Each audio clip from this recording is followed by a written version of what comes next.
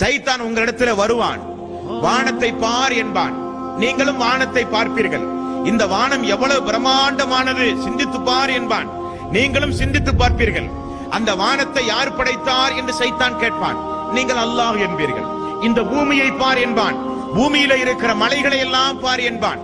இந்த பிரம்மாண்டமான வஸ்துக்களை எல்லாம் யார் படைத்தது? அல்லாஹ் அல்லவா என்பான். நாம் ஆமா என்பான். இப்படியே யோசனை செய்து கொண்டிருப்போம் மொட்டை மாடியில போய் நின்றுட்டு.